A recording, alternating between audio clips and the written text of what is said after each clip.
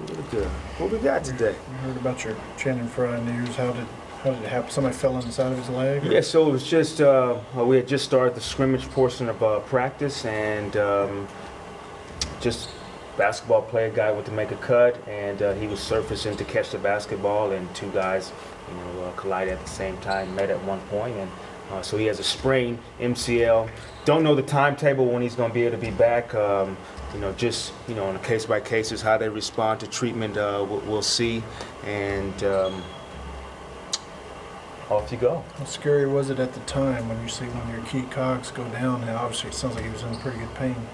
Yeah, you just look at a player's expression on his face, and you look to see any shock or timidity in his movement.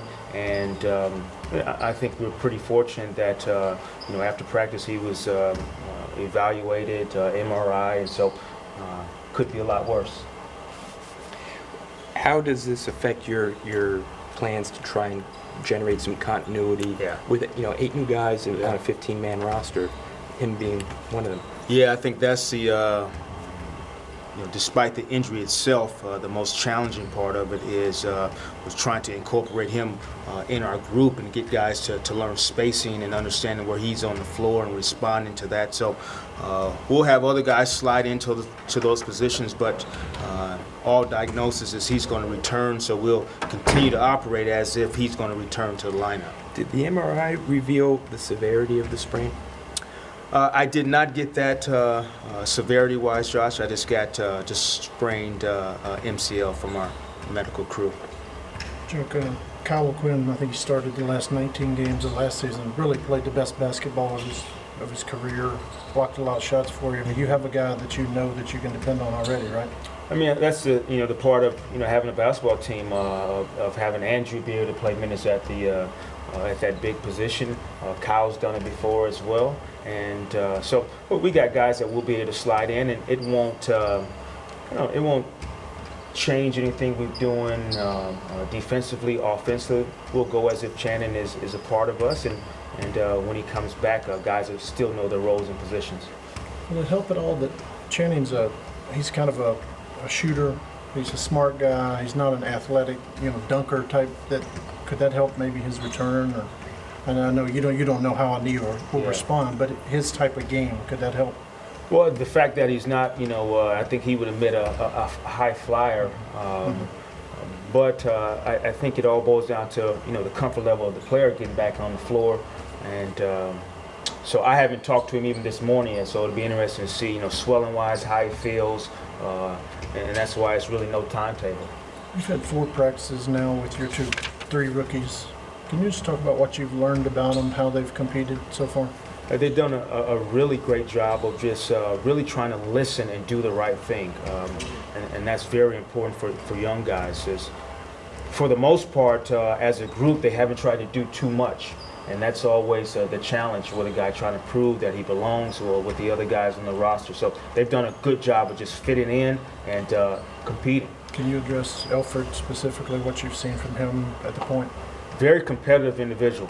He wants to win, whether it's a one-on-one drill, whether it's a 5-on-5 scrimmage. His ability to compete and raise the level of his teammates with that passion of competing. We've definitely been able to see that. Speaking to him at media day, he was asked, what are some of the things you've learned about your own game since summer league, and he responded that he felt pretty confident that he could get to the hoop against pro players. Has he demonstrated that the last 4 days? Definitely so, and I think part of that aggressiveness is a mindset of wanting to put the ball on the ground and get it in the teeth of the defense and make plays at the rim. He has the ability to get into the paint. He has the size to do it, and some instincts, just natural instincts of what to do when he gets to the rim. So I've been very pleased with that.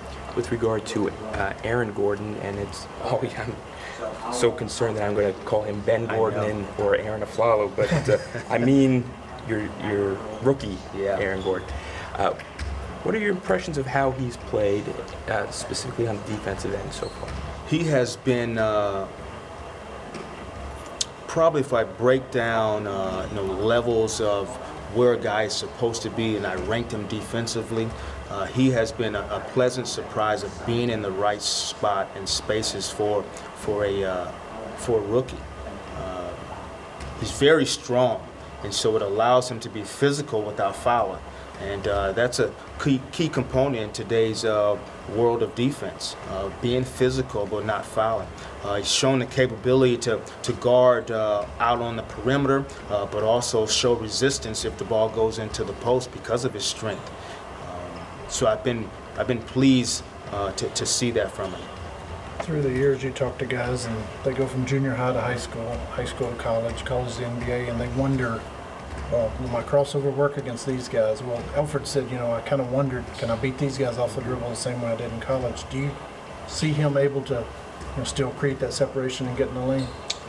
You definitely see it, and I think it'll continue to, the confidence will continue to grow to try different things. He'll get into the game, Tuesday, and try to go by a guy and see how he responds and reacts to that. And so that'll be a test from him on both ends of the floor. He was a guy, defensively, who was able to get steals and get in the passing lane, and guy's a little bit faster now. So is that passing lane just as, look as tantalizing as it did in college? It might not. He lived in the paint in college. You wonder, he wonders, can he do it at this level? What are your plans for today? Will you go once or twice? We'll go twice today. More concentrated in a night session of getting up and down and scrimmaging, more execution this morning session. Thank you. All right, guys. See you.